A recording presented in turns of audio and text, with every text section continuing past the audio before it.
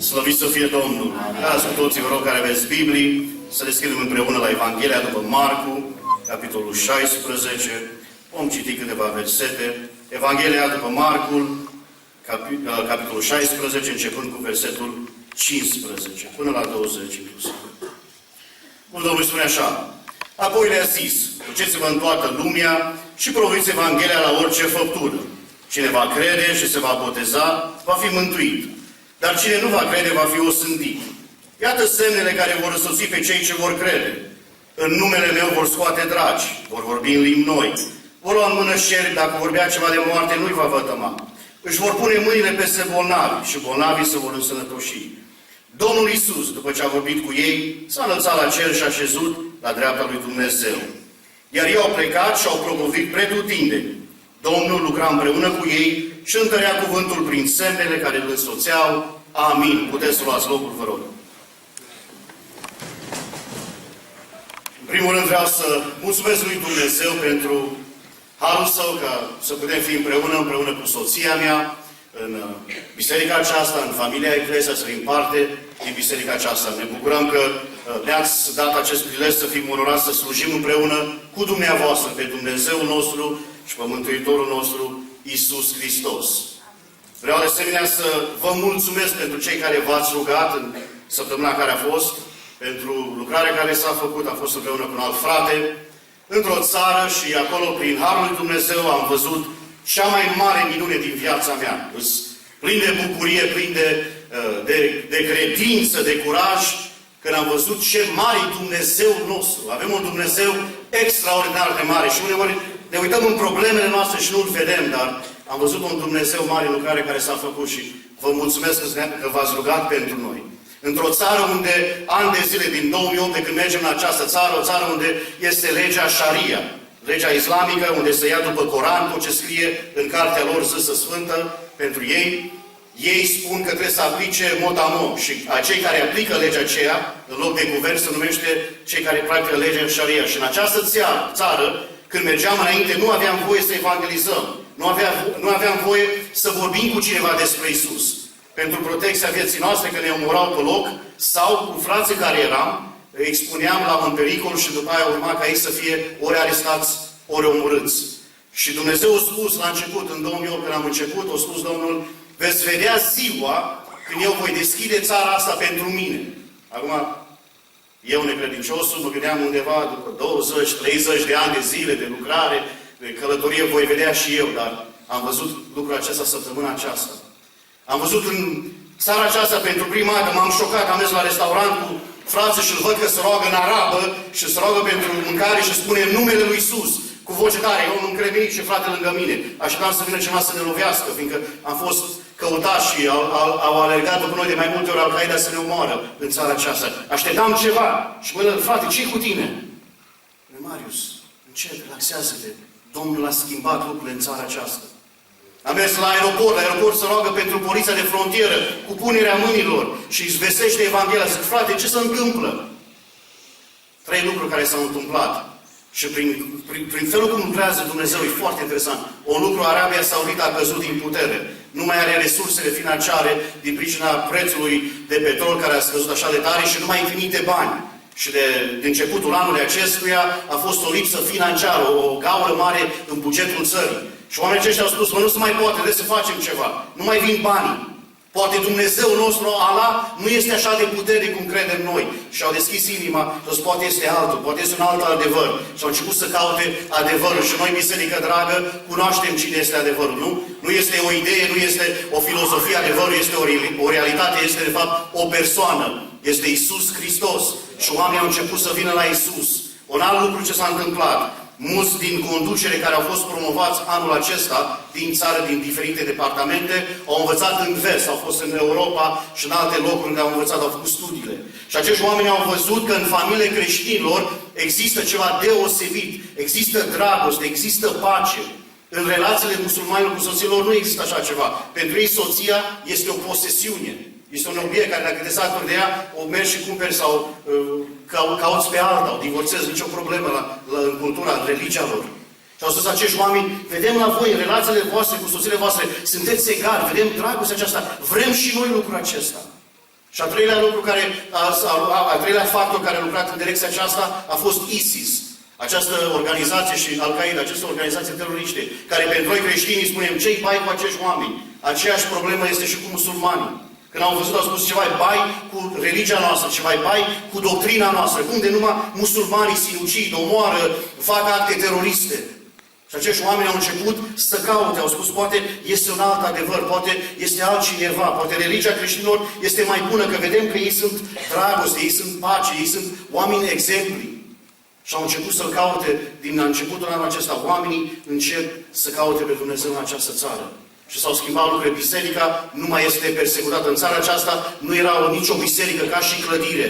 Până anul acesta am văzut prima biserică în țară. Nu era voie de la mișcarea și conducerea țării să fie un loc de clădire. Era o biserică subterană la 10 metri, într-o groapă unde se scotea piatră. Acolo s-a adunat biserica ani de zile. Dar acum, pentru prima dată, frații m-au dus și m-au arătat pe o clădire și au spus, frate, aici ne adunăm la rugăciune, începând din primăvara anul acesta. Am văzut în satele de acolo, unde deja proiectează filmul cu Isus, ceea ce era imposibil. Era imposibil să comunici cu cineva despre Isus. Dar să arăți filmul cu Isus la un trib întreg. Dumnezeu, dragii mei, deschide uși. Dumnezeu schimbă lucrurile, fiindcă este un Dumnezeu viu, slăvit să fie numele Său. Câteva cuvinte despre mine. Eu m-am născut în România. La vârsta de 6 ani am plecat în America cu familia mea. Vremea persecuției, acolo Dumnezeu s-a îndurat de mine la vârsta de 21 de ani. M-am trezit din somnul meu și m-am întors la Dumnezeu. După câțiva ani de zile, Domnul a început să-mi vorbească și mi-a spus, nu uita de poporul tău. Ești român? Nu uita de poporul tău. În anul 2000 am început să vin primul an în misiune în România cu grupul Speranța.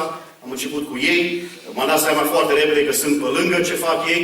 M-au dat și mie un microfon, m-am pus pe scenă cu ei și au spus, Marius, microfonul tău să fie pe mute. Nu o să meargă, dar cântă și tu cu voce. Și după prima evangelizare, prin cântări, m-am dat seama, nu-i bun. M-a spus, lăsați-mă jos, că nu sunt pentru așa ceva. Și după aia am început lucrarea, mai special în Oltenia, Moldova, unde am început să căutăm oameni săraci și oameni care n-au auzit despre Isus. În anul 2000 Dumnezeu mi-a ieșit înainte, până atunci vineam câteva luni pe an în România. În anul 2008 mi-a ajuns înainte printr-un accident, am avut un accident grozav în România, unde trebuia să fiu mort. După ce Dumnezeu mi-a salvat, a intervenit printr-o mine, nu-i timpul acum să intru în detalii, dar după ce Dumnezeu m-a vindecat, mi-a spus, acum trebuie să mergi în lucrarea mea full-time. Trebuie să te dedici cu totul. Și de atunci, prin Harul lui Dumnezeu, până 2 ani în urmă, am venit în România 8-9, cel puțin luni pe an, unde am slujit în lucrarea misionară. După aia s-a întâmplat o altă minune în viața mea, după mai mulți ani, la o vârstă de 38 de ani, Dumnezeu mi-a dat o soție. Și eu nu ca ceilalți. Cei mai mulți când se căsătoresc cu ceva din America, merg în America. La mine e cazul mai diferit. Am venit eu în România și de atunci sunt împreună în România cu soția mea și ne bucurăm că putem sluji pe Dumnezeu nostru. Acest cuvânt care l-am citit, acest pasaj, aș vrea să avem 3 întrebări care să avem și răspunsul, în parte cred că știm, dar să ne facem așa o reîmprospătare a gândirii noastre, fiindcă noi ca oameni avem nevoie să ni se spună același lucru de mai multe ori. Suntem oameni. Vine viața, vine problemele, vine alte lucruri în viață, copiii cresc, alte decizii și uităm uneori ținta și menirea noastră ca și biserică, ca și oamenii lui Dumnezeu pe pământul acesta. Și aș vrea în această dimineață câteva lucruri, câteva întrebări, să ne reîmprospătăm gândirea și concentrarea noastră să fie pe ceea ce trebuie, pe voia lui Dumnezeu în viața noastră. Și aș vrea 3 întrebări ca să spunem această dimineață. Trebuie ca să mai împărțim, să mai propovăduim sau să mai spunem la oameni despre Isus în vremea aceasta pe pământul în care ne aflăm, într-o vreme când avem atâtea oportunități de a comunicare, de călătorie, mai trebuie să facem și noi lucrul acesta sau este pentru un grup select, pentru câteva persoane anume? Ce pot să fac eu pentru Evanghelie? Ca Evanghelia să înainteze. A doua întrebare. Și a treia întrebare, ce se va întâmpla când eu voi predica sau când eu voi spune cuiva despre Isus? Ce se va întâmpla? Și aș vrea să ne uităm și să răspundem aceste întrebări, să ne uităm la aceste lucruri. Vedem, prima întrebare, vedem vremea aceasta în care trăim, când avem atâtea oportunități, avem internetul, nu? Oricine aproape în orice țară poate intra să vadă o predică frumoasă, să vadă un mesaj, să găsească o Biblie, o traducere, nu? Avem această vreme în care sunt emisiuni creștine la televiziune, găsești în orice țară, în țările închise, de exemplu în Iran, o țară închisă, unde oamenii spun că Evanghelia nu poate pătrunde prin satelit. Misiuni americane și altele care trimit emisiuni creștine prin satelit și oamenii care au aceste, nu știu, parabole sau cum se zice, primesc aceste emisiuni creștine într-o țară închisă, într-o țară unde nu se poate, în țara despre care vorbeam eu, unde eu am fost. Nu se putea să se vadă, dar prin aceste parabole oamenii vedeau emisiuni creștine. Și oare trebuie să mai mergem, să mai facem ceva? Este, pe lângă aceste lucruri, radio creștin, nu? Care este găsit în aproape orice țară, de asemenea, literatură creștină, Biblie în aproape orice limbă tradusă. Pe lângă aceste lucruri avem biserici peste tot felul de denominații, nu? Tot felul de gândiri, tot felul de idei. Avem pe lângă toate acestea o grămadă de misionari. N-am mai fost în istorie atâția misionari cât sunt în ziua de azi. Oare mai trebuie eu, ca și individ, să predic Evanghelia, să mai spun alții despre Iisus? Sau deja sunt destule mijloace, sunt destule moduri prin care Evanghelia aceasta se predică? Ce ziceți, dragii mei? Mai trebuie? Haideți să vedem. În India avem 400.000 de localități, astăzi, care încă n-au auzit despre Iisus. O țară, India. O țară cu peste 1 miliard și ceva de locuitori. 400.000 de localități care n-au auzit cuvântul Iisus.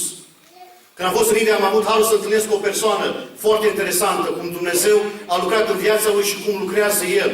A fost un preot hindus, un om care făcea aceste slujbe hinduse. Avea 14 localități unde mergea și slujea în temple.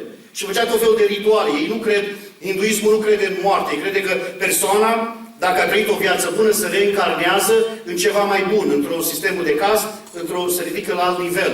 Cel mai înalt nivel e sistemul Brahman, de preot, cel mai jos e aceștia oameni care se numesc neatinși, care nu poți să atingi de ei, oamenii spurcați, dacă vedeți așa. Și aceștia oameni spun că dacă oamenii sunt răi, se vor reîncarna în animale și în alte ființe, ca să devină mai buni. Și în această religie de bună, bărbatul acesta a văzut că ceva nu merge. A văzut că oamenii încă sunt nemulțumiți. A văzut că oamenii încă duc să complică cu tot felul de probleme, tot felul de nemulțumiri în viață, tot felul de atacuri demonice. Și a spus, ceva nu-i bine. Și a început să se roage și a spus, dacă este adevăr, dacă este un Dumnezeu adevărat, te rog, revelează-te. S-a întâmplat ceva interesant după acea rugăciune. Nu când s-a rugat, dar în acea seară. S-a pus să se culce și în camera lui din toată a apărut o lumină puternică. S-a uitat mai atent să vadă ce e lumina asta, cine e. Și odată a văzut o ființă care, de sus, din tavanul camerei, coboară în mijlocul camerei. Era o ființă, un bărbat îmbrăcat în alb. S-a uitat și a spus, cine ești? Și un singur cuvânt a auzit. Sunt Iisus. S-a făcut nevăzut. Până în ziua aceea omul ăla n-a auzit despre Iisus, n-a auzit despre Evanghelie. Asta s-a întâmplat 7 ani în urmă în India. Acel om când a auzit Iisus a mers înapoi la triburile, la templele lui, la cele 14 temple și a spus, dragii mei, opriți-vă! Să nu mai slujiți niciun alt Dumnezeu, să nu mai căutați pe niciun alt Dumnezeu. Mi s-a revelat adevărul. Numele Lui este Iisus. Dar numai atâta știa. Atât a văzut, atât a cunoscut. Și 2 ani de zile, templele acelea și acele triburi, 14 triburi, erau oameni care se rugau la Iisus, dar nu știau mai mult. Și după aproape 2 ani de zile, are un vis. Și în vis, din nou, coboară bărbatul acela, ființa aceea îmbrăcată în alb. Și spune, bărbatule, acum vor veni niște oameni cu cartea mea sfântă, care te vor învăța ce trebuie să faceți. Aplică tot ce scrie în acea carte sfântă. Și după câteva săptămâni de zile, în acele zone, a ajuns misionari. Și când au zis niște misionari, cineva a auzit că predicau și spuneau despre Iisus. Și a ajuns la urechea acestui preot. Și a spus, Iisus, chemați-vă aici, chemați-i pe acești oameni la mine. Și a început să primească învățătură și a ținut acei misionari până a învățat și a primit și el o Biblie. Și în felul acesta s-a plantat biserica în zona aceea. Dragii mei, încă este nevoie ca să ne implicăm. Încă este nevoie să deschidem gura, să le spunem la oameni despre Iisus. Este o altă țară în Africa de care vă vorbeam eu, unde noi lucrăm, Mauritania, în anul 2000. Anul 2000, câțiva ani în urmă, erau 70 de creștini în toată țara. 70. Acum când am fost la ei săptămâna trecută, deci avem peste 1200 de familii care slujește pe Iisus. Dar ceva au trebuit să meargă, ceva au trebuit să le spună la acești oameni, ca să audă despre acest Iisus, dragii mei, nu? Cum să audă? Nu toți au harul să aibă o revelație, să aibă o vedere, să-L vadă pe Iisus. Noi avem cuvântul care trebuie să mergem, să le spunem. Avem Arabia Saudită, nu? O țară care din nou este foarte închisă, nu te lasă să ai o Biblie. N-ai voie să ai o Biblie, poți să-ți fie atac când intri în țara aceea. N-ai voie să spui la cineva despre Iisus. Dar vreau să spun, biserică dragă, și acolo sunt creștini. Avem Iranul, care este o țară foarte închisă, poate cea mai închisă, ca și turiști și ca și intarea oamenilor din vest. Dar vreau să spun că cea mai mare trezire la ora actuală în lumea arabă se întâmplă în Iran. Dumnezeu se revelează la oameni și oamenii se întorc cu sutele și cu miile la Iisus Hristos. Fiindcă oamenii le spun despre El și acești oameni aud Evanghelia, aud cuvântul acesta că Iisus este nu numai profet, este și Mântuitor, slăvit să fie numele Său. Care să nu mergem așa departe. Rămânem în România. În România, peste 6.000 de localități, dragii mei. 6.000 de localități în care nu avem o biserică evanghelică. Aici, la noi în curte. Trebuie să spunem de oameni despre Iisus. A fost porunca lui Dumnezeu, nu? Dumnezeu, prin Iisus Hristos, înainte să înalți, a spus, propovăduiți Evanghelia la orice făptură. Lucru care m-a motivat în mie și m-a mișcat să lucrez în Africa. O poveste, o întâmplare. A fost la noi, în America, acasă, în Arizona, și a venit un frate misionar și mi-a spus o întâmplare. A spus, frate, uite ce mi s-a întâmplat. Ce s-a întâmplat lui? El era misionar, mergea 6 luni de zile în Africa în fiecare an. Spune, într-o zi, zice, vine la ușă, aud ceva dă cu pumnul în ușă puternic. Și era în casă și am auzit, paznicul era în curtea lui, a mers și a răspuns la ușă și la ușă era un musulman, îmbrăcat un musulman, și omul acesta avea lacrimi pe ochi. Încă curgeau așa puțin lacrimi, erau ochii lăcrimați. Și am zis, domnule, cu ce poți să te ajut? Și a spus, proprietarul care este aici, am văzut că este din America, este un misionar. El îl cunoaște pe Iisus. Vreau să vorbesc cu el, să poate? Și am mers și l-a chemat pe fratele Ioan, îl cheamă pe acest misionar. Fratele Ioan a mers la el, a spus, da? A spus, domnule, la mine în trib a venit un bărbat și ne-a spus că Iisus Hristos nu numai este profet, Iisus Hristos este Fiul lui Dumnezeu. Și dacă noi nu-L acceptăm pe acest Iisus, dacă viața noastră nu se va schimba, dacă noi nu vom fi acei oameni care ne vom preda Lui și vom avea păcatele iertate, noi, tot tribul nostru, vom merge în iad. E adevărat lucrul acesta? Și fratele Ioan a spus, da, e adevărat, așa este. Și atunci bărbatul s-a început să plângă și a spus, domnule, te rog frumos, trimite pe cineva la tribul meu. Vine un bărbat și ne-a spus o singură dată, dar noi nu cunoaștem despre acest Iisus. Noi avem nevoie ca cineva să vină să ne învețe, ca cineva să ne arate ce trebuie să facem ca să-L slujim pe Iisus. Și spunea fratele Ioan Marius, după aia m-am întors eu de la el, fiindcă am început eu să plâng. Și a spus, îmi pare rău, nu am pe cine să-ți trimit. Și în momentul acela m-am dat seama și zis, Doamne, dar oare eu nu pot să mă duc în Africa, nu pot să ajut și eu câteva cuvinte, să învăț și eu pe acești oameni despre Tine, Iisuse, că ai făcut atâtea lucruri în viața mea. Nu m-a trebuit o vedere, nu m-a trebuit o revelație. M-a trebuit să văd o nevoie, că cineva e flămând, că cineva dorește să audă despre Iisus. Și atunci am văzut multe minuni, am văzut mulți oameni din Africa care s-au întors la Dumnezeu, nu că m-am dus eu sau că am mers noi, nu.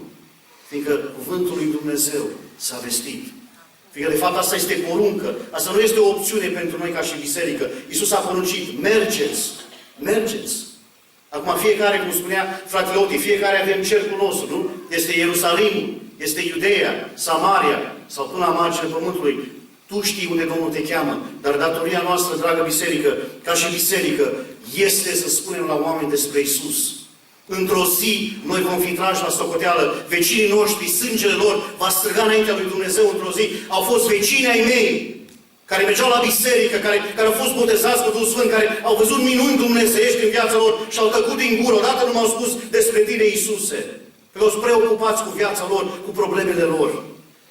Care-s biserică să ne dăm seama, să nu lăsăm valul acesta de America și de bogăție să ne cuprindă și aici în România.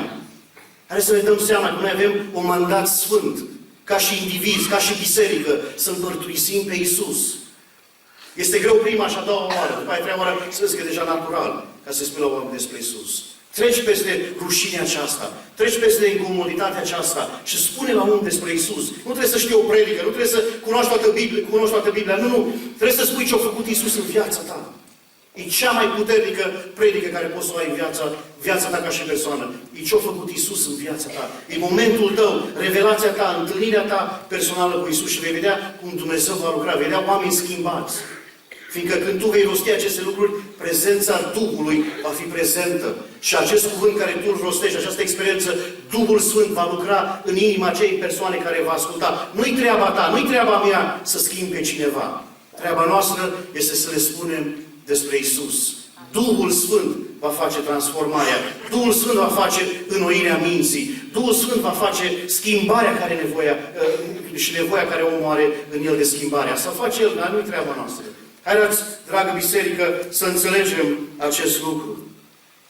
Ce pot să fac pentru Evanghelie? Ca și persoană. Ce pot? Poate nu sunt predicator, poate nu sunt învățător, nu cânt așa, ca și mine, poate nu cântați bine. Sau aveți alte lucruri și nu vă regăsiți în unele din lucruri. Ce poți să faci?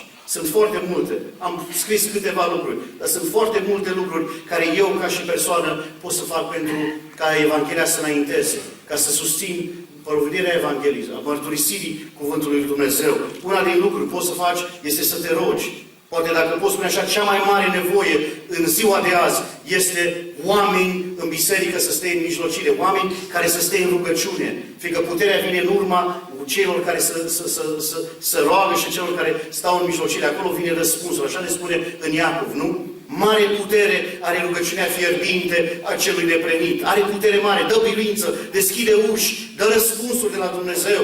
Mi s-a întâmplat mie acum când am mers în Mauritania. Nu i-am spus la soția mea până aseară. Înainte să mergem în țara aceasta, a fost o descoperire din partea Duhului Sfânt și au spus, voi, eram doi bărbați, eu și cu fratele Cori Mihelț, un frate din Arad. Și au spus Domnul prin Duhul Sfânt, Satan a făcut un plan și vă va lua viața în călătoria aceasta. Așa a fost descoperirea. Dar a fost o condiție. Dar dacă se va găsi oameni să mijlocească, dacă va fi oameni care se va ruga pentru voi, nu se va întâmpla nimic. Eu, Domnul, voi interveni și voi opri planul Satanei. Și exact așa a fost, dragii mei. Astăzi sunt în fața voastră sănătoși și liberi, fiindcă biserica dumneavoastră și alții s-au rugat pentru noi și Dumnezeu ascultă rugăciunea, dragii mei. Pentru cei care nu puteți merge, poate sunteți mai în vârstă sau nu puteți fizic, rugați-vă! Rugați-vă pentru fratele Oti, pentru cei care sunt în conducere, pentru cei care merg cu Evanghelia, pentru cei care merg în misiune, fiindcă este nevoie de rugăciuni. Dumnezeu răspunde, Dumnezeu dă biruință, dragii mei. Fiindcă biserica se roagă. Fiindcă El este Tatăl nostru, nu? El este un Dumnezeu care este Tatăl. Nu numai este acolo un tiran care numai dă și comandă. Nu, nu. El este Tatăl nostru, ne iubește, ne ține în brațe, ne ține de mână când merge împreună cu noi, când suntem mai slabi, mai descurajoși. Nu? Atunci ne ridică. Să atinge, să pleacă la noi. El este Tatăl nostru, dragii mei. De aceea cu curaj să intrăm în rugăciune, să ne rugăm. Poți face lucrul acesta. Poți aduce zile de post. Poți posti, o nevoie asta, dacă pot să spun așa, e o armă puternică în arsenalul unui creștin, postul. Am fost în Africa, vă zic un exemplu cu post, am fost în Africa 2 zile de ispite. N-au venit traducătorii, n-am putut să punem nimic împreună. 2 zile, 22 sau 22 de persoane în misiune. Și au venit la mine, după prima zi, frate, ce e aici? Suntem aici de o zi, ne-am luat liber de la concediu de la lucru, am plătit bani să venim în Africa, bilete, costuri. Și uite, stăm în casă, nu putem face nimic. Fraților, nu sunt traducătorii, nu au venit oameni, ce putem face? Așteptăm, ne rugăm. A doua zi, intrăm în post, am început să postim, să ne rugăm, Doamne, Doamne, ce? A doua zi, nici a doua zi nu au venit oameni. Iar grupul mai frustrat, dar noi posteam și ne rugam. Și după aceste zile de post, nu că facem noi ceva, dar e un timp în care te deprinzi de lucrurile tale și te concentrezi pe voia lui Dumnezeu, cu asta face postul. Și în timpul rugăciunii vine un cuvânt din Fapte 18. Și interesant, hai să vă citesc câteva cuvinte foarte interesant ce a făcut Dumnezeu, minunea care a făcut și absurditatea în ce ne-a vorbit Dumnezeu în momentul acela. Noi așteptam traducători și uitați ce a vorbit Dumnezeu. Nu te teme, ci vorbește și nu tăcea. Doamne, dar tu ești serios? Nu știm limba. Cum să vorbim la acești oameni? Versetul continuă. Căci eu sunt cu tine, nimeni nu va pune mâna pe tine ca să-ți facă rău, vorbește, fiindcă am mult noroc în această cetate. Și azi, Doamne, nu are sens ce spui Tu cu realitatea, nu avem traducători. Doamne, ce să facem? Dar Tu așa ai spus. Când Dumnezeu se vorbește, ia pe cuvânt ce Dumnezeu se vorbește, dragul meu.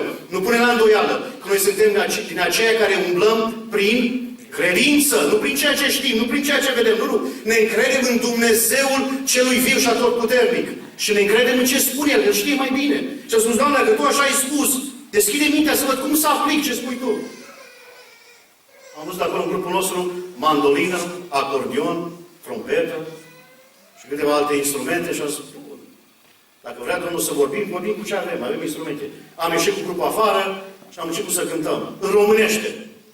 2-3 cântări, dintr-o dată au început să vină copiii. Într-o țară africană, musulmană, înconjurați de musulmani, negri, eu eram singuri albi de la casa noastră, 10 de străzi în stânga, în dreapta, numai negri. Noi singuri albi. Așteptam să vină traducătorii și n-au venit. Și începem să cântăm în românește, amin, amin, aleluia, gloria lui și cântări simple. Din nou au început să vină copii, 5 copii, 10 copii, 20, 80, 100, 120 de copii. În jurul nostru. A început copiii să cânte, cum sunt în Africa, mai dansează, mai... Da, să mișcă un pic. Când au auzit mamele lor, ce e aici? Au auzit strigăte în altă limbă, cântări, ce se întâmplă? Au venit mamele musulmane, să vadă ce se întâmplă acolo. Poate sunt mai multe femei. Și Dumnezeu vorbește printr-un musulman, că să vezi ce face Dumnezeu. Nu știa să vorbim cu ei. Și ce fac oamenii ăștia? Ce vorbesc? Vedeai cu ei, că se botez, că întrebau. Și vine o femeie dintre ele și spune că opriți-vă, opriți-vă. S-a oprit tot. Noi ne-am oprit din cântat. Spune, am dedus și noi după aia și am aflat ce s-a întâmplat. Ea spune, i-au auzit despre acești oameni. Ei cred în Iisus Hristos. Ei cred că Iisus Hristos nu numai profet, e Fiul lui Dumnezeu, că a murit pe cruce. Și femeia aceasta, în 5-7 minute, le-a predicat Evanghelia. O musulmancă le-a predicat la ceilalți. Și s-a întâmplat, dragii mei, în zona aceea. Până atunci, dacă făceau evangelizare, dacă se vinea 2 persoane, era o evangelizare foarte reușită. După 3 săptămâni de a sta acolo și a lucrat cu ei, în fiecare zi când plecam și ne întorceam seara, copiii vineau și cântau cu noi, amin, amin, aleluia, și alte cântări românești. Ne vedeau pe stradă, ridicau mâna dreaptă, toți și strigau către noi în românește, amin, aleluia. Noi eram oamenii, amin, aleluia. Și după aceste 3 săptămâni când am făcut evangelizare, știi câți oameni au venit? Peste 400 de oameni. Dacă venea 2, era o minune și au venit peste 400. Fiindcă Dumnezeu, dragii mei, a avut un plan. Nu tăcea cam un norod în această cetate. Este important să postim. Este important să ne rugăm, dragii mei. Dumnezeu însoțește această lucrare dacă noi vom sta înaintea Lui și ne vom face partea. Trebuie să dăm bani. Da, trebuie să dăm bani. Vă spun direct. Trebuie să dăm bani. Lucrarea Lui Dumnezeu lucrează și pe bani. Trebuie oamenii să cumpere mâncare, misionarii, mașini, transport, etc., etc. Trebuie să dai bani. Vă spun o minune. Poate nu o să mă credeți cei mai mulți la minunea aceasta, dar nu sunt curios dacă mă credeți. Eu știu că Dumnezeu știe și într-o zi voi sta înaintea Lui și voi da socoteală. Am văzut înmulțirea banilor luată în Africa. A doua oară când am mers în Africa. Noi ca și grup eram 12 din America, o echipă cu câțiva români, 2 săptămâni de zile și am dat la fratele $2000, la fratele misionar. Frate, ăștia-s banii pentru grup. Mâncare, benzină, motorină, ce ai nevoie. Și la urmă, după 2 săptămâni, facem o reevaluare și o să ne vă mai dăm diferența dacă mai trebuie ceva. Și frate, la grupul ne-am plimbat, am evangelizat, misionat, tot ce trebuie. După 2 săptămâni mă întorc la el. Frate, cum e cu banii? Fiindcă noi eram 3 din grup, care trebuia să mai rămânem încă 2 săptămâni. Frate, cum sunt cu banii? Și Marius, sincer, nici nu știu. Hai să numărăm să vedem. Dar și înainte să numărăm, să fac socoteală, să dau toate bonurile, fiindcă așa să ține bonurile, că nu știu cum e. Sunt vorbe, acuzări, țineți bonurile și atunci vedem unde orbesc banii și mai departe. Și începe el să facă totalul, face un calcul și zice de mie, Marius, zice, tu vezi bine aici cifra care e? Zic, da. Uite, tradus în dolari, $2 milioane, exact banii care tu mi-ai dat. Dar eu în buzunar mai am niște bani, zice. Nu, zice, hai să vedem câți mai am. Și vă spun sincer și cu toată sinceritatea înaintea lui Dumnezeu care mă vede. A luat fratele și a început să numără banii aceștia. Când a rămas, la urmă știți a fost exact $2000. Mai uitat la zis, frate, ceva înseamnă că tu ai o nevoie financiară. Și fratele a început să plângă. A spus, frate Marius, am o nevoie, că nu ți-am spus. Mașina mea e stricată, fiindcă sunt american, străin în această țară, ca să repar în față la bucșe și partea de direcție la mașină, nu știu cum să zice, în fine, mă costă $4000. Eu am $2000. Și am zis, Doamne, fă cumva o minune, tu știi că sunt în Africa, n-am bani. Trimite pe cineva să-mi dea ăștia $2000. Și am zis, frate, atunci înseamnă că tu ai nevoie, ține banii aceștia și noi plătim diferența pentru celelalte 2 săptămâni care mai rămân. Dumnezeu poate să facă lucrul acesta, dragii mei. Dumnezeu e creator. Poate să creeze bani, poate să facă ce vrea. E Dumnezeu. Dar noi trebuie să ne facem parte, dragii mei. Alt lucru ce putem face. Biblii, literatură creștină, să cumpărăm, să trimitem, să investim. În România, știți în vremea comunistă, câți și-au riscat viața să trimită material religios în țara aceasta. Am fost în America, am început lucrarea în Africa, la început. Era mai necunoscut și acum, dar era mai necunoscut. La început, Doamne, ce să facem? Am mers acolo în nord-vestul Africii, în mai multe țări. Am văzut oameni care n-aveau Biblii și sute de oameni. Am zis, Doamne, suntem așa de mici, n-avem bani, am dat toți banii, am dat să mergem în lucrare. De unde, cum? Am zis, Doamne, nu știm ceva, ne rugăm și postim, că Tu ești un Dumnezeu mare.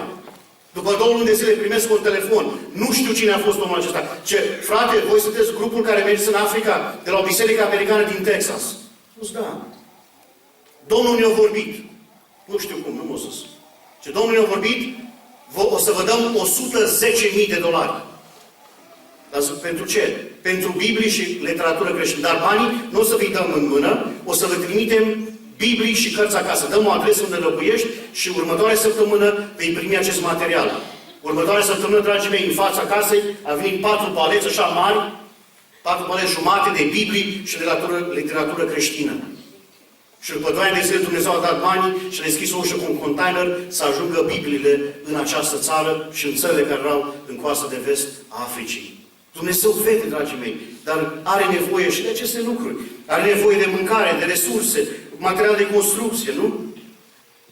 Are nevoie de hainele noastre să le dăm mai departe. Și nu cele rupte și cele care le arunci la noi. Nu. Dați ce aveți bun, dragii mei. Așa cum tu vrei să primești ceva bun de la Dumnezeu. Am fost într-o zonă în Africa unde am mers cu niște făină. Frații au spus, dragii mei, puteți să duceți făină. Nu să nu. În pustie acolo, mii de kilometri de pustia Sahara, nisipul acela care nu se mai vede numai deal după deal de nisip. Și spune, acolo aveți nevoie de făină? Da. Nu, ducem făină și am dus făină. Și când am ajuns acolo, când am ajuns grupul acolo să ducă făina, frații începeau să plângă, era la o oază. Au zis, frate, de 30 de zile noi n-am mai mâncat pâine. Știți cum se face pâine acolo? Hai să vă spun cum se face pâine. Mai rău, mai șocant. Nisipul acela vara ajunge la 70 de grade, înfierbentat, face o gaură nisip, mută nisipul și face pâinea fără aluat, fiindcă ei fără drojdii, scuzați, fiindcă sunt musulmani, cultura arabă, și atunci pune acest aluat, îl pune în nisip și acoperă pâinea aceea cu nisip. Și de la căldura aceea, după o oră, jumătate, o oră de cât e de înferbetat nisipul acela, pâinea se coace. După aia, când se uită, când vede că e coaptă pâinea, trage nisipul, ia pâinea aceea care este ca o azivă, cum avem în la cină, o scutură de nisip, o rupă, o frânge și le dă așa bucăți să mănânci. Și în continuu din gură scuip nisip, care a spus poate la ocean sau la mare, nisipul acela fin. Îl simți în continuu în gura ta. Așa este pâinea lor. Și frații plângeau că de 30 de zile n-au mai avut făină. Și noi avem aici România. Nu s-a nevoie și de mâncare. De mâncarea noastră să o dăm mai departe, să ajutăm pe alții. Sunt în România mulți, și văd și până Arad, care cerșesc. E ușor să le dai un picior, să spui, du-te, pleacă. Dar măcar dă-le mâncare, dar nu le dau bani, că poate merg și ia droguri și altceva. Eu nu le dau bani, dar le dau mâncare. Iau de mână cele mai multe ori. Hai cu mine și le cumpăr ceva, când pot, nu tot timpul. Mă recunosc, nu tot timpul. Dar când pot, măcar să mănânce ceva. Au și nevoie de mâncare. Nu? Mai este nevoie ca să trimitem oameni în lucrare. Dumnezeu are nevoie să trimitem oameni în lucrare. E biblic, nu? Așa ne spune în Romani 10 cu 14. Nu? 10 versetul 14 cu 15. Ne spune că după aia i-a trimis. Îi trimiți în lucrare. Cum să meargă dacă nu sunt trimiși? Așa ne spune acolo. Oamenii ca să meargă să spună la oameni despre Iisus. Noi trebuie să trimitem oameni. Și asta nu înseamnă că l-am trimis pe fratele, acum Domnul cu tine, eu stau și mă rog. Nu. Că dacă îl trimite, o răspunde el. Ăla trebuie să mănânce. Ăla va fi cu familia acolo, trebuie să învețe limba. Poate trebuie o profesoară să învețe copiii limba, cultura. Sunt niște costuri, sunt niște implicații când trimiți pe cineva. Nu trimiți așa la lucru. Du-te și Domnul cu tine, că Domnul e putere și Duhul la lucru. Nu, dragii mei. Este o responsabilitate. Dar este nevoie și în lucrarea Lui Dumnezeu să trimitem oameni. Și mă bucur pentru România, că văd o schimbare mare în țara aceasta. În 2007-2008 câțiva misionari, deja avem peste 100 misionari trimiși în afară. Slăviți să fie Domnul! Cât mai mulți! Cât mai mulți să meargă cu Evanghelia, fiindcă românii, vreau să vă spun, ca unul care a lucrat în multe țări, cu mulți diferiți oameni de diferite națiuni și de diferite gândiri. Ca români nu găsești prea mulți misionari. Cei mai eficienți știu să trăiască în belșug, știu să trăiască în sărăcie. Știu să trăiască când merge bine, știu să împrovizioneze când merge rău. Un american duce acolo, dacă se strică ceva, stă și zice, stai să sun pe mecanicul meu. Un român, iar, rezolvă, facem ce poate. Nu, dă-i să meargă, facem cumva. Mai împinge mașina, mai facem ceva. Și rezolvăm. Deci e nevoie să trimitem oameni. Un alt lucru, să mergem noi. Ca lucrarea aceasta, pentru ce putem noi face pentru Evanghelie? Să mergem noi, să ne luăm noi din timpul nostru ocupat. Ia-ți un weekend, du-te în Oltenia, du-te în Moldova. Sau uite aici în Arad, pe zonele din Arad izolate, câteva zile și spune la oameni despre Iisus. Dă-le oportunitatea să întâlnească pe Mântuitorul tău, să vadă comoara care tu ai găsit-o, să vadă bucuria care tu ai în sufletul tău, dragul meu. Nu ține numai pentru tine. Uitați, acum, mai nou, nu? La modă, să ieșe toți afară din dulap, sau cum să zice, nu știu cum să-l numește, toți homosexualii, toți transvestiții, nu? Să laudă acești oameni cu scârbăciunea care trăiesc. Și noi ca și biserică ce facem? Și din gură, să nu le spunem despre Iisus, poate să supără, poate îl deranjez. Haideți să spunem la cât mai mulți oameni, dragii mei. Domnul nostru este viu, Domnul nostru mântuie, Domnul nostru eliberează, Domnul nostru vindecă, Domnul nostru îți dă o nădejde, îți dă o speranță, îți dă un viitor, Domnul nostru duce pace în familie, dragii mei. Faceți acest lucru, să cunoască oamenii, să vadă diferența. Putem face mult pentru lucrarea Domnului. Câteva lucruri care le-am spus, dar sunt multe și Duhul Sfânt o să vă aduc aminte la mult mai mult decât pot eu să vă spun. O a treia întrebare la care a spus, ce se va întâmpla atunci când voi propădui Evanghelia, când voi spune la om despre Iisus, se va întâmpla ceva? Cred că e cea mai mare problemă, nu? Dacă îi spun la omul acesta, poate nu mă ascultă, poate îți bate joc de mine. Și atunci vine frica în tine, vine rușinea, nu fac nimic, că poate nu primește. Nu-i treaba mea, nu-i treaba ta. Noi trebuie să le spunem, lăsați Duhul Sfânt să-și facă lucrarea Lui, eu să fac lucrarea mea. Eu să le spun la oameni. Un lucru care se va întâmpla, sigur, dacă vei spune la oameni despre Iisus, vă garantez lucrul acesta, bazat pe Biblie, nu pe cuvintele mele. Dacă vei spune la oameni despre Iisus, oamenii se vor pocăi. Oamenii se vor întoarce la Iisus. Nu așa spune aici. Cine va crede se va boteza și va fi mântuit. Asta în urma celor care vor propădi Evanghelia. Nu Iisus o să propădiți Evanghelia și în urmă cine va crede va fi mântuit. În Africa, într-o altă zonă, în Guinea-Bissau, într-o țară unde lucrăm, e o zonă de sataniști. O zonă de oameni care cu adevărat se închină la Satan. A fost între ei și am văzut. Vinerea de la ora 8 seara până dimineața la 3 la 4 fac rituale, cântă, se roagă, jerfe și cer la Satana să-l dea putere. Post, rugăciune ca Satana să-l dea putere. Jerfesc animale și nu numai. Jerfesc chiar și oameni pe altarele lor. Am văzut în acea zonă. E foarte groaznic ce se întâmplă acolo. Și un din păstori cu care lucrăm, păstorul Giulio, într-o zi vorbește Dumnezeu. Era o persoană cu zice, gângăv, cum era Moise, nu putea vorbi bine, așa, frate, așa vorbește el, păstor. Are problema aceasta. Dar el nu s-a uitat la problema lui, dragii mei. El s-a uitat la sursa lui, la Iisus Hristos. A spus, Doamne, mă duc așa cum vorbesc eu de greu. Și a mers acolo în tribul de musulmani, care erau tribul de musulmani, până a ajuns la următorul trib care era sataniști. Și când ajunge acolo acești sataniști, se dă Doamne, dar cine te-a trimis aici? Cum le-ai ajuns aici între noi? Și ți-a dat aprobare să vii între noi. Și fratele Giulio avea Biblia și a spus, aici, în cuvântul scris, Iisus mi-a dat porunca și mi-a spus să merg până la marginea pământului. Voi sunteți la margine și El m-a dat autorizație să fiu aici. În jurul lui s-a adunat bărbați din trib, peste 100 de bărbați, care au făcut un cerc în jurul lui. În fața lui a fost liderul și s-au pus niște bătrâni, 6 bătrâni. Erau doctorii vrăjitori din tribul acela. S-au aliniat în fața lui. Și a spus, de azi înainte, tu nu mai ai ce să cauți la noi în trib cu Iisusul tău. Noi avem un alt Dumnezeu, noi avem un alt stăpân, nu mai veni aici. Pe lângă lucrul acesta, acești 6 bătrâni care erau în fața lui, acești vraci, doctori vrăjitori cu puteri mari, au spus, noi îți promitem că în 6 luni de zile tu vei muri. Noi să punem blestem pe tine și Dumnezeu nostru ne va da putere ca să te omorâm în 6 luni vei fi mort. Păstorul Giulio s-a întors acasă la 120 de kilometri la familia lui. El locuia în capitală. Și a spus, dragă familie, intrați în rugăciune, intrați în post, 3 copii și o soție. Rugați-vă că tatăl vostru, soțul tău, va merge în fiecare lună, va merge și va spune la acești oameni despre Iisus. Și a mers. A doua, a treia, a patra oară moare primul vrăjitor. Merge a 5-a oară, a 6-a, a 2-lea, a 3-lea, a 4-lea. În timp de 3 luni de zile, 5 din 6 vrăjitori au murit. A intrat groasa, frica în tribul acela. Ce se întâmplă? Doctorii noștri vrăjitori mor. Merge din nou fratele Giulio. Când merge din nou, se întâlnește pe o potecă cu a 6-lea. Ăsta când îl vede, se îngrozește. Și a adus aminte de ceilalți 5 colegi ai lui. Se întoarce să facă un pas, face un pas, cade jos și moare față în față cu fratele Giulio. Oamenii din trib, când au vrut, s-au îngrozit. S-au adunat din nou în centru, l-au înconjurat din nou pe Giulio. Și cuvintele lor, dragă biserică, au spus, Dumnezeul tău e mai mare decât Dumnezeul nostru. Puterea ta e mai mare decât puterea noastră. Ce? Fiindcă în El era Iisus Hristos. Și în acel loc avem astăzi o biserică, 15 adulți, 25 de copii, care odinioară se închinau la Satana și acum se închină la Domnul Iisus. Fiindcă cineva a mers să le spună despre Iisus. Dragul meu, duhurile, puterea satanică, Satana nu poate să ne oprească, dragii mei, fiindcă suntem fii împărății luminii. Dumnezeu este cu noi. Dumnezeu ne va însuți. Nu că sunt eu ceva, nu că ești dumneatale ceva, nu. Fiindcă suntem în Hristos și Hristos este noi. Avem autoritate, avem putere să mergem.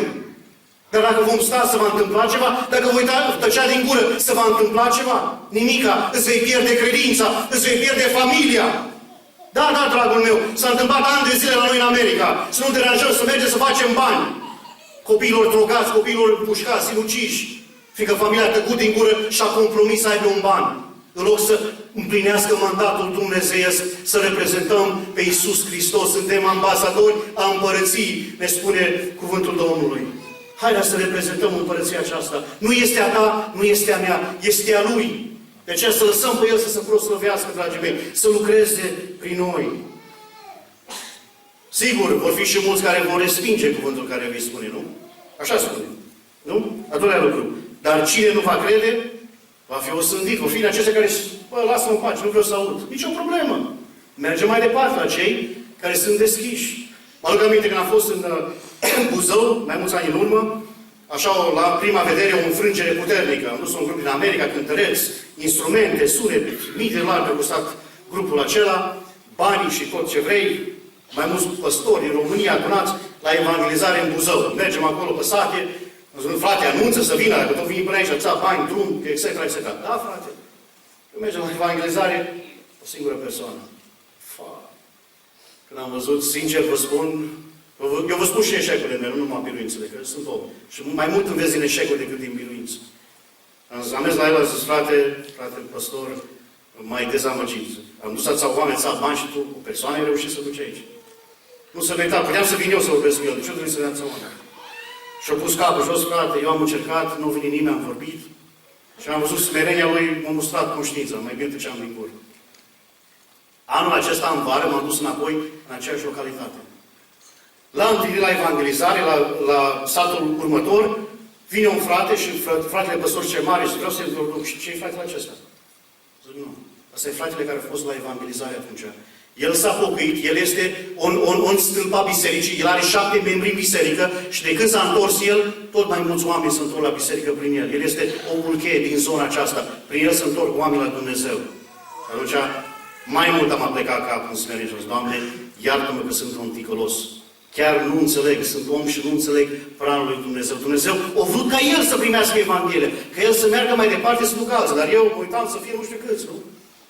Dumnezeu dă biruință, dragii mei, dacă ne vom încrede în El. Nu toți vor accepta, nu toți vor primi, dar vor fi unii care vor primi. Și pentru aceasta vom face o sărbare în cer. Nu poți să faci nimic pe pământ, orice minune, oricâți bani ai dat, orice ai construit, nu duci sărbare în cer. Sărbarea în cer se întâmplă când? Când un păcătos se întoarce la Dumnezeu. Fă cerul să fie o sărbare în cer. Du-te spune la cineva despre Isus. Aici ne mai spune că omul care crede, omul care va merge în lucrare, va fi însoțit de niște lucruri, niște semne. Niște lucruri care nu atârnă de om, vine din partea Dumnezeirii. Dumnezeu vine și îți dă niște lucruri ca să vezi că El e cu tine. Uitați ce spune aici. Niște semne care vor, în numele meu vor scoate dragi. O soră care a fost în Africa, o soră mică, slăbuță, așa, poate până la umerul meu, cred că cu mână o aruncat pe femeia aceea, așa de slăbuță era și de ușoară. Dar să vezi ce face Dumnezeu prin ea, soția unui misionar. Merge la niște musulmance și le spune despre Isus. Femeile acelea ascultau, nu știu, 3-4 femei cât au fost. Da, frumos. Și dar Isusul tău poate elibera pe oameni demonizați? I-au pus musulmani întrebarea la sora misionară. Sora misionară a zis, cum să nu? Nu? Când ne întreabă ceva, imea știm să răspune. Cum să nu? Isus, face minuni, face lucrări. Și a zis, ok, draga noastră, și-o luată de mână. Hai da cu noi, fiindcă aici avem o femeie demonizată în casa aceasta și să vedem, tu ai spus că Iisus tău eliberează. Roagă-te ca să eliberezi, să vedem cum Iisus eliberează. Am zis sora aceea, sora mea, o cheamă sora aceasta Hozana, Este un misionar din Brazilia, zice, au de spus, frate, zice, când am ajuns acolo, o căsuță din aia, cum e în Africa tărăpânată, geamurile cu lanțuri, ușa cu lanțuri, era beznă închisă înăuntru și m-au dus la ușă. Și atunci, zice, când m-am dat seama, zis, Doamne Iisuse, le-am spus că Tu eliberezi, dar acum ce fac? Ce fac? Dacă plec de aici și stai să vină nu știu cine, să chem pe nu știu ce păstor, pe nu știu ce misionar, tot ce am spus eu nu mai are nicio putere, nu mai are niciun cuvânt, nu? Până vine el, mai trece și știi câte generații sau câți ani, nu? Zic, Doamne, dacă Tu așa ai spus că faci, eu nu știu ce să fac, nu știu cum să mă rog. Eu o să mă duc acolo și o să-i spun în numele Lui Iisus, Duh, ieși și pleacă. Asta știu să fac, Doamne. Dacă Tu vrei, eu asta voi face. Dacă nu vei lucra, asta îi trebuie face de rușine. Eu nu știu ce să nu mai zic la femeile astea. Au descuiat lanțul, ușa și au împins-o pe ea înăuntru și au închis ușa după ea. O să faci și a intrat, zice, frate, zice, am intrat acolo speriată și a spus, Doamne, nu știu ce să fac, ochii închiși și a spus, în numele Lui Iisus îți poruncesc, Du, pleacă, ieși și pleacă din ea. Și femeia a fost eliberată. Nu fiindcă a avut ea nu știu ce credință sau era ea o femeie. De ce? Aici nu scrie bărbat sau femeie. Iată semnele care vor răsu pe cei ce vor crede. Dumnezeu te poate folosi. E treaba lui Dumnezeu. Eu nu cred că rolul femeii în biserică să predice și alte, cum scrie Biblia, nu înțelegi greșit. Eu vorbesc despre a merge și a mărturisi la oameni despre Iisus. Dumnezeu s-a proslăvit. Dumnezeu lucrează. Scrie mai departe, vor vorbi în limbi noi. Cei mai mulți din noi am experimentat lucrul acesta, nu? Botezul cu Duhul Sfânt, Dumnezeu a diferite vorbiri. Am fost în India odată la un frate care a trecut trenul peste el, peste mâna și piciorul drept. Fiindcă s-a întors la Iisus, familia lui s-a supărat, a fost foarte supărat pe el și a spus, te vom învăța o lecție, te vom omorî. L-au bătut, a rămas inconștient, l-au aruncat pe calea ferată. El s-a trezit, fără mână, fără picior. Și Dumnezeu i-a dat darul vorbirea în limba engleză. El nu știa o bobă de engleză. Am vorbit cu el, am luat interviu, situațiile, cum s-a întors și așa mai departe, nimic nu știa engleză, cu traducător. Eu nu știu să cântă noi, hai sau bai. Așa numai la noi, așa că la lumea treia. Și la urmă zice fratele care a fost cu noi traducător, zice, spuneți-i să se roage pentru voi. Că va veni, dacă va veni vorbirea în limbi, se va ruga în engleză și poate înțelegeți ceva. Și fratele a început să roage și deodată s-a schimbat vorbirea în engleză. A venit vorbirea în limbi și a început să roage în engleză. Nu engleză americană, engleză britanică. Accent perfect. Eu m-am uitat la bun, la unde știe așa accent ca și britanici ăștia. Interesant a fost nu că s-a rugat pentru mine. Ce s-a rugat? Toate problemele și nevoile mele, cauzele care le aveam înainte lui Dumnezeu, el în engleză mijlocea. Apar, nu știa, nu am văzut prima dată în viață. Fratele care era cu mine și el român din Arizona, fratele Ovidiu Bardan, și pentru el, același lucru, toate problemele. Și a zis, cel mare Dumnezeu, de aceea în Romani ne spune cuvântul, când te rogi în limbi, vorbești taine cu Dumnezeu, Dumnezeu, Duhul cunoaște problema, nevoia omului. Când vorbești, El știe care e problema, El știe să mijlocească, adică știe, e din Dumnezeu, nu e Dumnezeirea. Vor lua în mâini șerpi, ne spune. În India este o zonă foarte interesantă, când vii ca și musafir, te așteaptă cu șerpi, viperi, care te așteaptă, nu viperi, cobra, care te așteaptă și toți îți veninoși.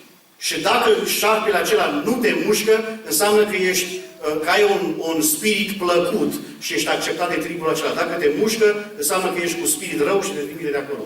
Și așa merg și fac oameni evangelizare. Misionarii merg acolo știind ce așteaptă. Să roagă, sigur, și eu m-aș juca foarte mult, că mi-e foarte frică de șerpi. Când îi văd în perete, cred că pot să fug când văd o șarpe. Dar se întâmplă, Dumnezeu folosește astfel de metode. Biblia spune că dacă vor lua în șerpi, nu se va întâmpla nimic. Dacă vorbea ceva de moarte, nu-i va vătăma. Își vor pune mâinile peste bolnavi. Bolnavii se vor însănătoși. Am fost tot în Mauritania, în țara aceasta. Au dus un copil la mine, un copil de 13 ani. Genunchiul lui era așa de umflat. Vedeam pe el cum era strobit. A spus, ce s-a întâmplat? El stătea jos, nu putea să umble băiețelul acesta. A spus, frate, familia lui l-au bătut cu un fier. I-au zdrobit genunchiul, fiindcă a aflat că s-a întâlnit cu creștinii. Și au spus, ei nu mai vor să audă fiul lor despre creștinism și au zdrobit genunchile, să nu mai poată să umble. A spus, frate, pentru mine, frate, nu poți să te rogi pentru el. Fraților, vă spun că n-am văzut așa ceva, credință zero. Iisuse, dar ce mare genunchiul ăla, lovit cu... Ce să mai... Doamne, mă rog, fiindcă știu că Tu poți, fiindcă Tu ești Cel care faci minuni. Am văzut minuni că n-am crezut 100%. Și am văzut minuni că n-am crezut. Nu atârnă de noi, atârnă de voia lui Dumnezeu, dragi. El face, nu noi. Și ne m-am rugat pentru El, n-am văzut nimic. Am plecat acasă, m-am întors în America, supărat, descurajat, am zis, Doamne, ce s-a întâmplat? Biserica s-a așteptat, copilul ăla, numai când îl vedeai, se rupea inima. Poate a fost o păcat în viața mea, Doamne, tot am început să mă analizez, vreo 2 luni de zile tot mă gândeam la ștena aceea, că nu s-a întâmplat nimic. Doamne, de ce? După 3 luni de zile a venit fratele în vizită, fratele care conduce biserica din Mauritania, în vizită în America. La aeroport, când a ajuns la noi în Phoenix, când m-a văzut, a ridicat mâinile sus, zis, frate Marius, hai repede să spun ceva. Mai știi copilul acela, băiatul ăla pentru care te-ai rugat? Și am pus capul jos, ochii jos, să nu mă uit la el de rușine. Zis, da, mai știu. Deci, e vindecat. Și s-a întâmplat ceva, după ce te-ai rugat pentru el, fiecare zi, mai bine s-a făcut. După câteva săptămâni de zile, ce piciorul s-a făcut la normal. Și a început să umble. Când am mers după 2 ani de zile în Mauritania, am mers acolo la o întâlnire și văd un băiețel care făcea ceai. Nu m-am dat seama cine e, nu l-am recunoscut. Îmi întinde paharul de ceai și mă la fratele, zic, da, nu trebuie ceai. Zice, nu, bea. Fiindcă copilul ăsta, zice, te onorează pe tine. De ce? Zice, tu nu știi ce e copilul acesta? Zic, nu, ăsta e băiatul pentru care te-ai rugat. Și acum avea să slujească și el ție. A venit expres a venit ca să-ți facă ceai, ca să facă și el ceva pentru tine, fiindcă tu te-ai rugat pentru el. Nu fiindcă am avut o credință, nu fiindcă sunt eu cineva, fiindcă Iisus, dragii mei, este în noi. E lucrarea Lui. El face aceste lucrări. Noi trebuie să ne deschidem gura, noi trebuie să acționăm. Și El va face aceste lucruri. Și în încheiere vreau să vă spun câteva lucruri. Ultimul verset, versetul 20.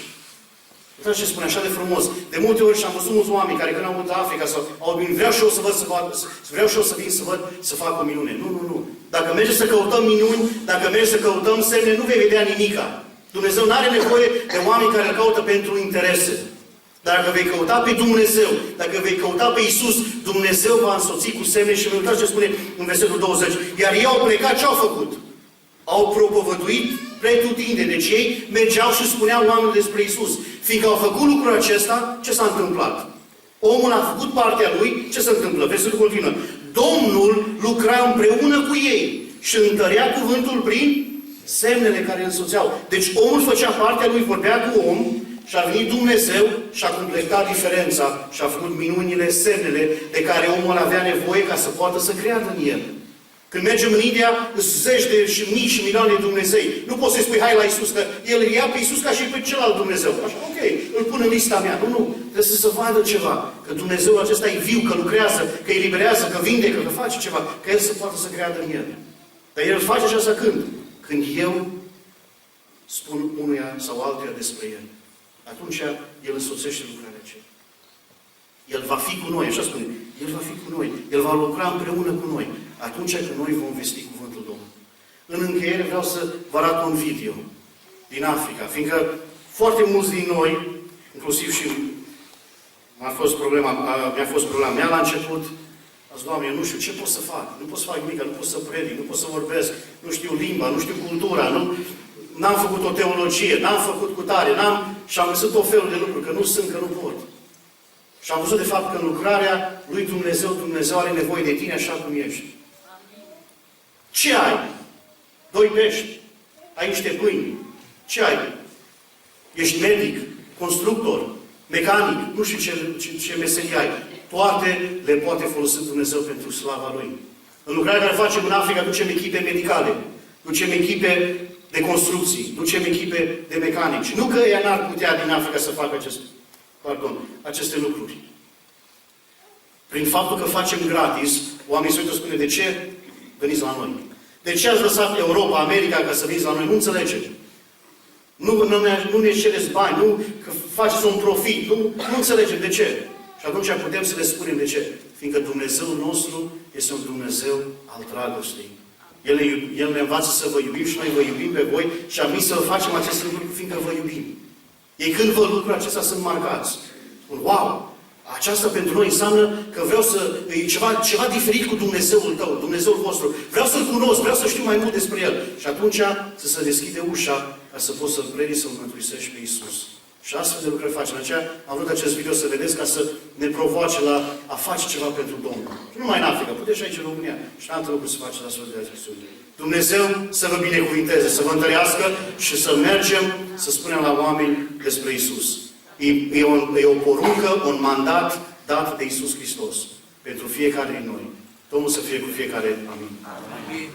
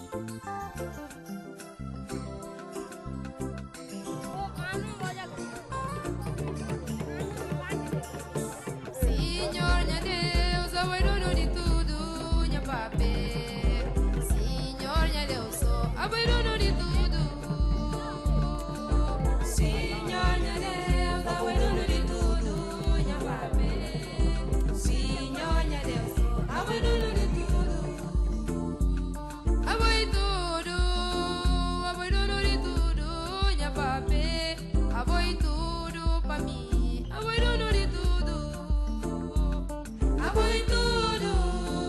Avoi dono de tudo. Minha Jesus. Avoi tudo pra nós. Avoi dono de tudo. O autoridade que pode mudar jamais pra ninguém. O autoridade Jesus só favor. O autoridade que pode mudar jamais pra ninguém. O autoridade Jesus só favor. A boca tem a vida, a boca tem o mundo, tudo coisa no mundo. E la vem de boa. A boca tem a vida, a boca tem o mundo, tudo coisa no mundo. E la vem de boa. A boca tem a vida, a boca tem o mundo, tudo coisa no mundo. Minha Deus, e la vem de boa. A boca tem a vida, a boca tem o mundo, tudo coisa no mundo. Minha Deus, que la vem de boa. A boca tem a vida, a boca tem o mundo, tudo coisa no mundo. Minha Deus, que la vem de boa.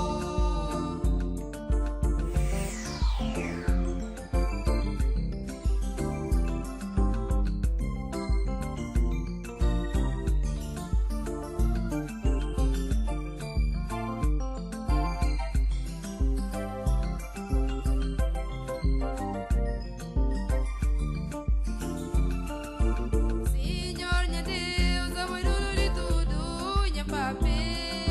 Senhor, minha Deus, avoi dono de tudo. Astăzi am fost în Tribu Bande, împreună cu echipa medicală.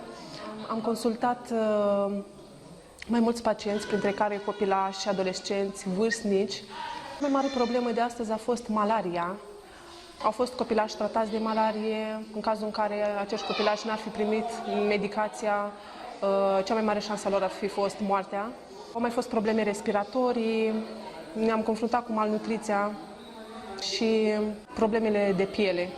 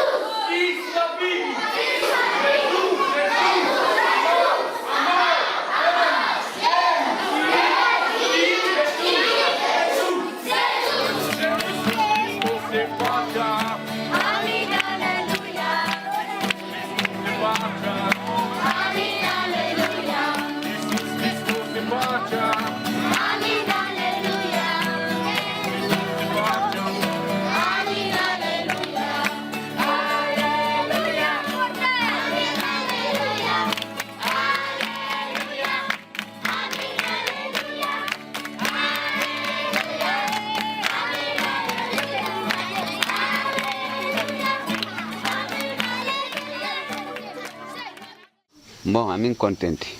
Para ter esse baca bom melhores vidas na vossa vida na viagem. Bom-vindo para você. Ora que boa na riba, para Deus que canta você direito. Ele falou que está muito feliz por receber a equipe. É uma coisa que ele não pode pagar, né? Mas pede a Deus que Deus dê saúde, vida, uma boa viagem de retorno para a Romênia, outros que vão voltar para os Estados Unidos. E também queremos expressar como família missionária. Infelizmente minha esposa não está aqui com meus filhos, mas queremos expressar nossa gratidão como família missionária, a Igreja da Romênia, os irmãos dos Estados Unidos que nos enviaram essa equipe, nos ajudaram tanto, né? Pintando a casa, construindo a torre de água, nos doando a caixa de água, outros que estão dispostos a nos ajudar com painéis, com baterias, para a gente ter energia na nossa casa aqui na aldeia. Recebam do profundo do nosso coração a nossa gratidão, no nome de Jesus. Bom, ali cá precisa para engarciquio, porque contento muito bem para cambiar a eles, a mim pude não falar eles são para Deus se paga eles na mundo ali até no outro mundo.